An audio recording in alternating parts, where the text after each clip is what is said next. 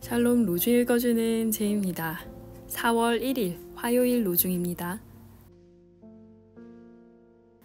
야훼께서 억압당하는 자들에게 정의를 베푸시고 굶주린 자들에게 빵을 주신다.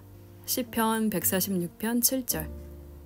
씨 뿌리는 자에게 씨를 주시고 빵을 먹거리로 주시는 분이 너희에게도 씨를 주시고 늘어나게 하시며 너희 정의의 열매들이 자라게 하실 것입니다. 고린도후서 9장 10절. 다른 사람들의 필요를 생각하는 하루 보내세요. 샬롬 하울람. 샬롬, 좋은 아침입니다. 오늘도 말씀과 기도로 하루를 여는 서로님들을 축복합니다. 오늘은 사순절 24째 날이고 하나님이 일하시는 방법이라고 하는 주제로 로중 본문과 가르침의 본문 말씀 나누려고 합니다.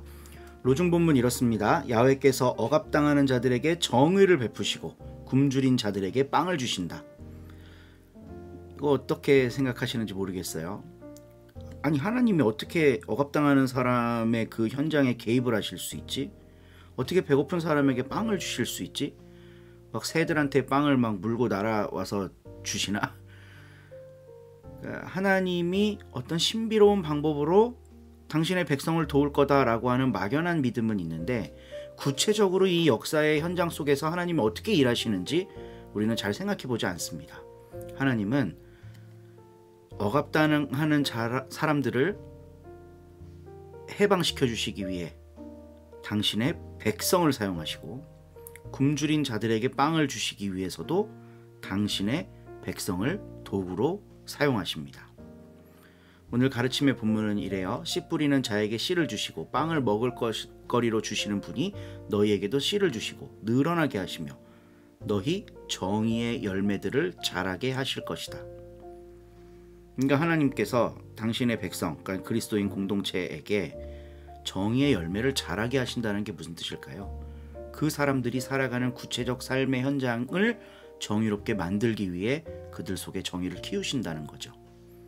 그럼 결국 하나님이 일하시는 방법은 뭐 막 초자연적인 능력을 막 부리셔갖고 먹을 거 갖다 주고 감옥 문 열어주고 이런 방식이라기보다는 하나님의 사람들이 일하는 것을 통해 마치 하나님이 일하시는 것과 같은 그런 일을 하신다는 거죠.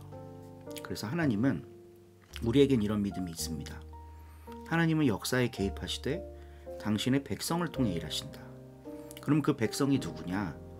그리스도인들은 예수 안에서 하나님과 새롭게 언약을 맺은 백성이 됩니다.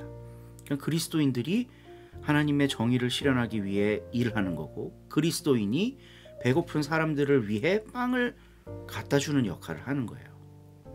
과거에는 이스라엘 백성이 시내산에서 하나님과 율법으로 언약을 맺음으로써 그 일을 했어야 했습니다. 근데 그 오랜 하나님의 실험은 실패로 끝납니다. 아니, 하나님이 실패한다니 이게 무슨 불경스러운 말이냐 할 수 있지만 성경은 그 실패에 대해 이야기를 하고 있어요. 하나님과의 언약을 맺은 이스라엘 백성이 언약 백성답게 못 살았어요. 그래서 망했어요. 재건했는데도 안 됐어요.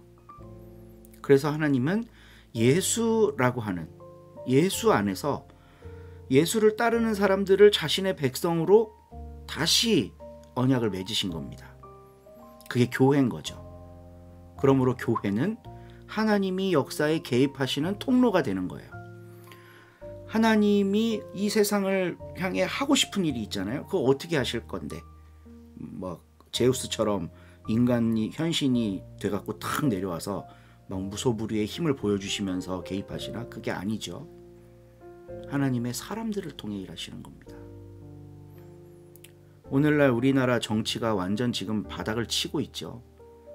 이런 거 어떻게 변혁해야 될까요? 하나님이 어떻게 개입할까요? 하나님의 사람들을 통해요. 이스라엘 백성처럼 이 하나님의 사람들이 또 실패하도록 우리는 가만히 있을 것인가? 그렇지 않은 거죠.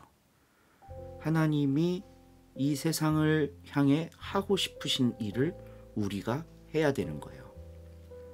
그리스도인은 예수 안에서 하나님과 새롭게 언약을 맺은 언약 백성이기 때문에 하나님은 배고픈 사람에게 우리를 통해 빵을 나눠주시고, 정의롭지 못한 세상을 우리를 통해 정의롭게 하십니다. 이 믿음 안에서 승리하는 오늘 하루 되기를 바라봅니다. 좋은 하루 되세요.